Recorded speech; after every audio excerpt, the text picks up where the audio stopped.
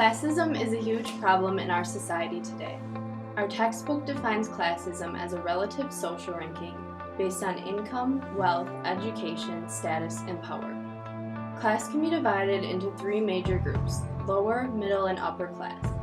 Our population here in America is not evenly distributed between these three classes. Little make up the upper class, while a majority of our population fall into lower and middle class. According to D.C. Johnston, the wealthiest 1% have nearly as much income as the 150 million in the economic lower half. This is a surprisingly large statistic considering the ideal economy should be evenly split into thirds. In the past 2 years, the differences between classes have largely increased and seems to be getting larger. The reason for this is the Americans' belief in meritocracy, which means hard work will be rewarded. Maurianne Adams noted that the gap between rich and poor has more than doubled between now and 1977.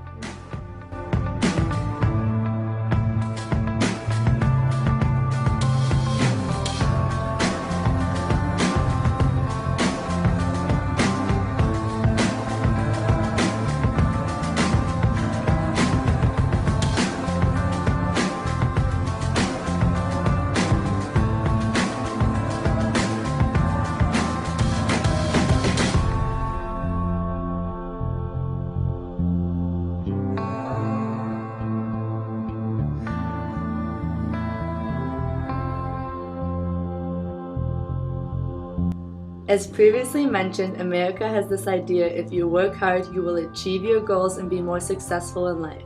However, that is proven to be untrue in many different scenarios, one of which includes college. According to Dalbanco's study, the chance of earning a degree by age 24 is 1 in 7 for a child from a family earning $35,000 or less per year, 1 in 4 for a family earning $60,000 to $90,000, and 1 in 2 for a family earning $90,000 or more a year. Children from poor or lower class families are handicapped from the start and shorthanded in education. And assuming one makes it through college does not mean you're in the clear just yet. Way too many people are leaving college with a great amount of debt. According to Gretchen Morganson, college debt has more than doubled since 1995. The average student exits college carrying about $20,000 in educational debt. Furthermore, 9% of people ages 55 to 64 are still paying off college debt. If this isn't bad enough, the job market for people out of school is very competitive. There is no guarantee that one will get the job they want and went to school for, having to settle for a lower paying job and making it tough and sometimes impossible for them to move up.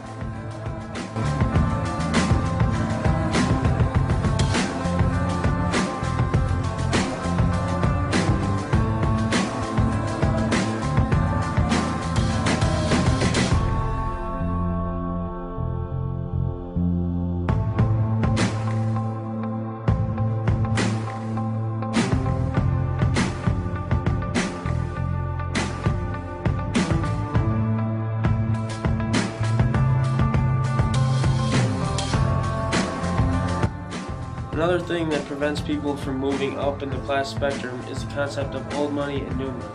Old money is the class of your parents that you inherit, while new money is what you earn and make of yourself in your lifetime. The reason why this is a problem is people who are born into a lot of old money have much more power, connections, and influence in society, giving them a greater advantage over those who don't have as much. This sets these people in a dominant group right from birth, making them more privileged than those who are not born with much old money. While it is possible to move up in the status with new money, it is much more difficult to do so because you have to create those connections instead of inheriting them. For example, today in our society, middle to upper class people, especially mothers, tend to hire lower class people to do the work they do not want to, like physical labor, but usually this leads to emotional labor, like listening to problems and taking care of children. With these types of jobs, there is very little room to move up, making them stuck with long hours, low wages, and no benefits. These are byproducts of not being born into lots of old money and not having connections to get better jobs.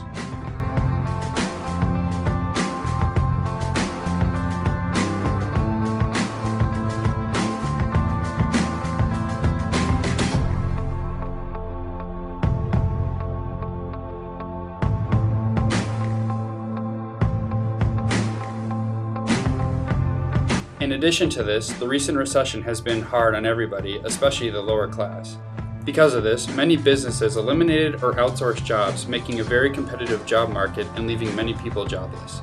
So why does this matter to all of us? This matters because we are all part of a class and are or know somebody who is negatively affected because of their class status. Classism isn't any different than any of the other forms of oppression we have learned.